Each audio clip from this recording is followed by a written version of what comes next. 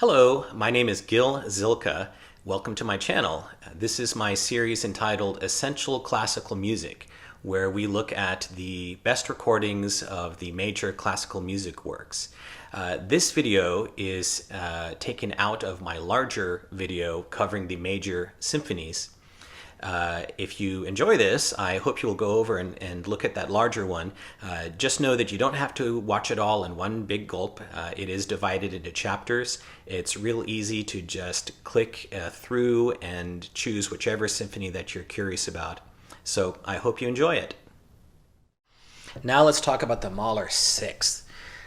Oh boy, this is, now we're getting into I mentioned, that Mahler can be somewhat on the heavy, depressing side. This is an example of that. This one is pretty dark. It's pretty dramatic.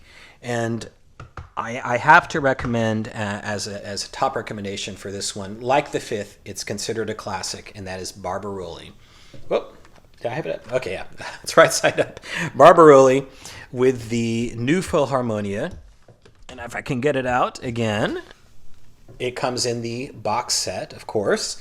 This was recorded in 1967.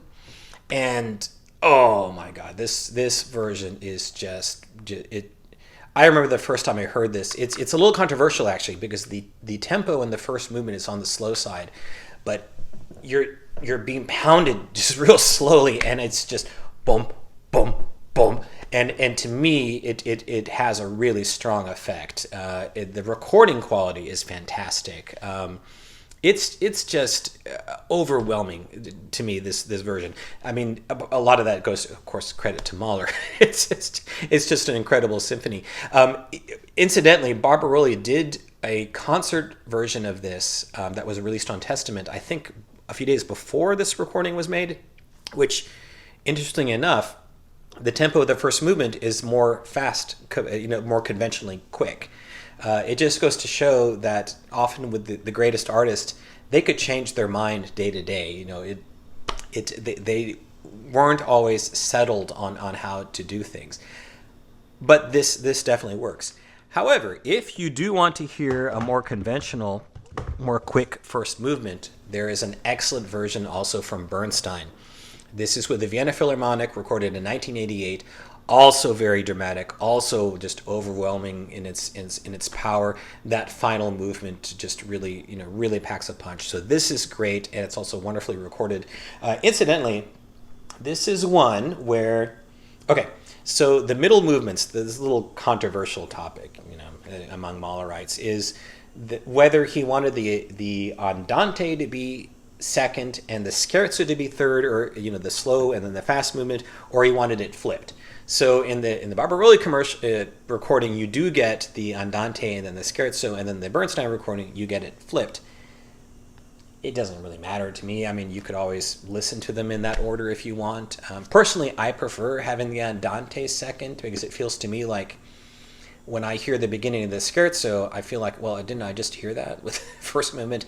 That's my own personal, feeling, is that the andante is a perfect kind of respite from the drama and excitement of the first movement. But others see it differently, so if you want to make comments about that, feel free. In any case, this is also a great recording.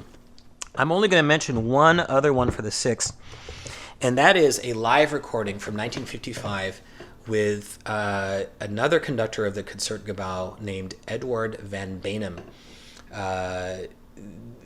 The recording quality is, not that great, but it's listenable. But it's just a really intense performance, really gripping. So if you love the Mahler Sixth, I recommend that you check out this one as well. Thanks for watching. I hope you enjoyed this video. And if you did, I hope you'll also take time to click the like and subscribe buttons. And with that, I want to wish you all a great day and happy listening.